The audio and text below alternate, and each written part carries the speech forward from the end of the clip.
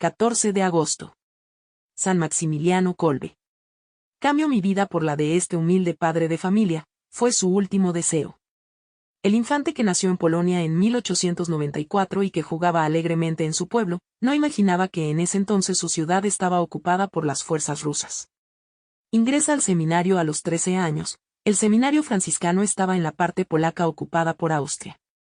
Al terminar el seminario y ser consagrado sacerdote, muy devoto de la Inmaculada Virgen María, fue enviado a realizar misiones a los lugares más pobres. Cuando sin esperarlo un día comienza la Segunda Guerra Mundial. Luego de iniciada la Segunda Guerra Mundial y de la persecución de judíos y cristianos, los campos de concentración, alrededor de Alemania y Polonia. Eran muchas las personas que habían llegado con la vil mentira de ser llevados a un lugar mejor o de reunirse con sus familiares. Como ya se ha contado en otras historias, los seres humanos eran montados en trenes como si fuesen ganado. Al llegar a los campos, eran clasificados en distintos grupos y los que ya cargaban con problemas de salud o tenían edad muy avanzada eran apartados de inmediato y llevados a las cámaras de gas. Cada día eran muchos los que intentaban escapar en busca de una mejor suerte, pero el destino cruel no les permitía llegar a las alambradas sin ser traspasados por una bala. Los que llegaban a pasar de las mallas eran cazados. Por el hambre y cansancio no podían llegar lejos. Las noches eran deprimentes, los días eran de trabajo forzado y la alimentación era escasa. Era lo mismo en todos los campos de concentración. Algunos rezaban con la esperanza de que Dios se apiadara de ellos y de las pobres almas que allí se encontraban. El aire en el campo de concentración de Auschwitz era denso, impregnado de desesperación. Un prisionero había escapado, y como represalia, el comandante nazi seleccionó a 10 hombres para morir de hambre en el búnker de la muerte. Cada desobediencia era castigada y el peor castigo era ir a las duchas o al búnker.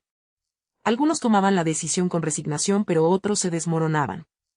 Entre los elegidos para morir por el intento de escape, un hombre rompió en llanto, clamando por su esposa y sus hijos. La escena era desgarradora, lloraba desconsolado mientras los soldados le maltrataban. Fue entonces cuando un sacerdote franciscano, el cual todos imaginamos vestido de marrón, pero en este caso, su uniforme era de rayas al igual que otros presos, su nombre era Maximiliano Kolbe. Él valientemente dio un paso al frente. Con voz serena pero firme, se ofreció al comandante diciendo: «Soy un sacerdote católico y quiero tomar el lugar de este hombre. Él tiene una familia que lo espera». Sin esperar, ni entrar en cuestiones, su oferta fue aceptada. Maximiliano, siguiendo el ejemplo de Jesús en su paso por la tierra, se encomendó al Dios creador de los cielos y la tierra como ofrenda por aquel pobre inocente. Más tarde Maximiliano ingresó a la celda subterránea, donde eran enviados los que eran condenados a morir de hambre, transformando la oscuridad en un faro de esperanza y amor incondicional.